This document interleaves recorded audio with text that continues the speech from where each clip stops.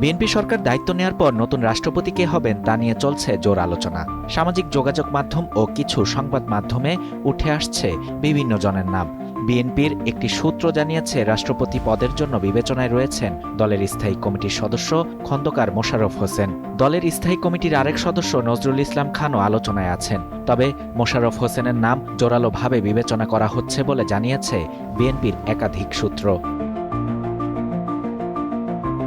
12 ফেব্রুয়ারি অনুষ্ঠিত ত্রয়োদশ জাতীয় সংসদ নির্বাচনে বিএনপি 209টি আসন পেয়ে সরকার গঠন করতে যাচ্ছে। আগামীকাল মঙ্গলবার সকালে নবনির্বাচিত সংসদ সদস্যদের শপথ, বিকেলে মন্ত্রিসভার শপথ হবে। মন্ত্রিসভা গঠন নিয়ে বিএনপির ভেতরে আলোচনা চলছে। বিভিন্ন নাম সামনে আসছে, বেশ কিছু নেতা মন্ত্রী হচ্ছেন, সেটা প্রায় চূড়ান্ত।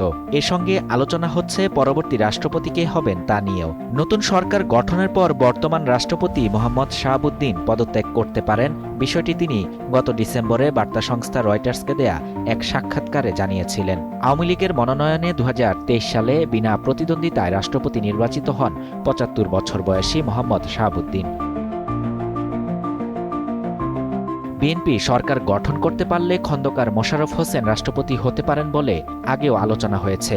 79 বছর বয়সী খন্দকার মোশাররফ হোসেন কুমিল্লা 1 আসন থেকে এবার নির্বাচিত হন। এর আগে 4 বার সংসদ সদস্য হন তিনি।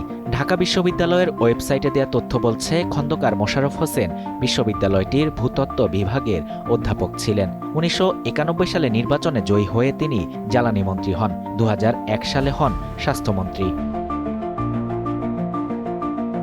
সূত্র জানিয়েছে, রাষ্ট্রপতি পদে বিএনপির স্থায়ী কমিটির সদস্য নজরুল ইসলাম খানের নামটি আলোচনায় থাকলেও তাকে প্রধানমন্ত্রীর রাজনৈতিক উপদেষ্টা করার পরামর্শ রয়েছে দলের ভেতর। খালেদা জিয়ার জানাজায় বিপুল জমায়েতে দলের পক্ষ থেকে বক্তব্য দিয়েছেন নজরুল ইসলাম খান।